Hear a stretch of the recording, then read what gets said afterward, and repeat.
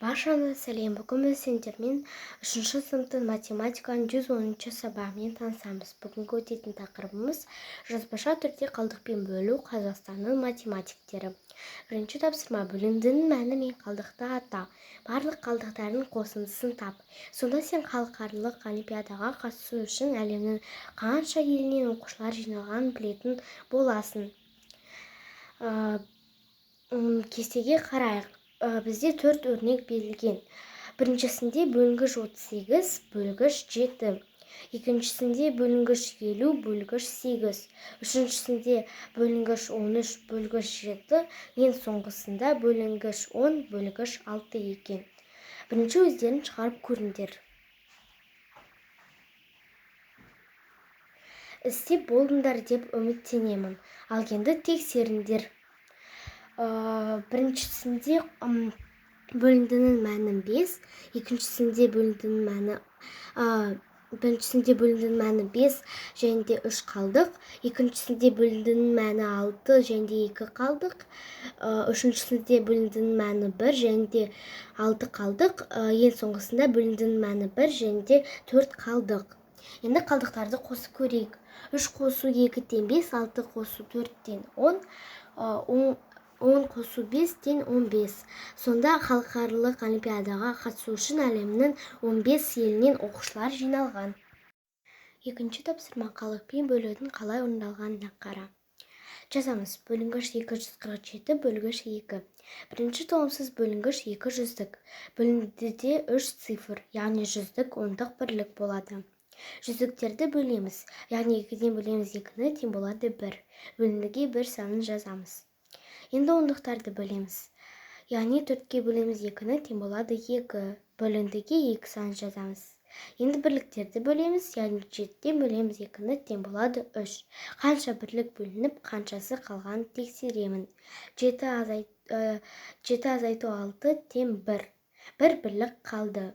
1 2-ден кіші. Бөліндіге 3 және 1 қалдық қалды деп жазамыз. Жауабын оқимыз. Жауабы 123 және 1 қалдық. Енді тексереміз. 123 көбейту 2 тең 3 көбейту 2 тең 6, 2 көбейту 2 тең 4, 1 көбейту 2 тең 2. Бізге 246 шықты. Енді 246-ға қосамыз 1-ді, тең болады 247. Ескерту: егер бөлу амалын орындаған кезде қалдық қалса, оны бөлгішпен салыстыру қажет. Қалдықпен бөлуді қалай тексеретінді есіне түсір. Үшінші есеп: қалдықпен бөлуді орында, есептеуді тексер. Тексеруді сендер білесіңдер, сол үшін мен тек қана жауаптарын айттым. Осыны дәптеріне жазып алыңдар. Төртінші тапсырма: есептерді шығар. Асы: 360 теңгеге бірдей 4 ашық сатып алынды. 810 теңгеге осындай қанша ашық сатып алуға болады? Шешу: 360 бөлу 4-тен 90. 810 бөлу 90 тең 9. Жауабы: осындай 810 теңгеге осындай 9 ашық сатып алуға болады. Әсі: 1-де 6 бумада 180 ашық бар. Осындай 8 бумада қанша ашық бар? Шешу: 180 бөлінген 6 тең 30, 8 көбейту 30 тең 240. Жауабы: осындай 8 бумада 240 ашық бар. Бесінші тапсырма: есептерді шығар. Асы: дүкенде 12 қорап түрлі түсті қарындаш және одан 3 есе артық жай қарындаш сатылды. Барлығы қанша қорап қарындаш сатылды? Шешу: 12 көбейту 3-тен 36, 12 қосу 36 тең 48. Әсі: дүкенде 12 қорап түрлі түсті қарындаш сатылды. Бұл жай қарындашқа қарағанда 3 есе артық. Барлығы қанша қорап қарындаш сатылды?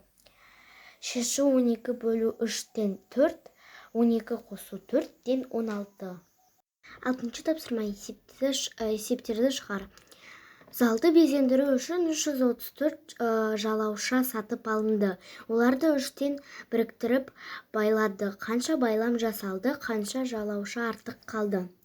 Шешу: 334 бөлу 3 тең 111 және де 1 қалдық. Жетінші тапсырма. Тік төртбұрышсыз оны екі тікбұрышты үшбұрышқа бөл. Үшбұрыштардың ауданын есепте. Бұл тапсырманы сендер өздерің орындайсыңдар. Яғни тік төртбұрышты сыздасыңдар, сосын оны екі тікбұрышты үшбұрышқа бөлесіңдер, сосын қиямыз, сосын тікбұрышты үшбұрыштарды қиямыз. Шыққан үшбұрыштардың ауданын есептейсіңдер. Ал ауданын қалай есептейді екенін сендер білесіңдер. Назарларыңызға рахмет, сабақ аяқталды, сау болыңыздар.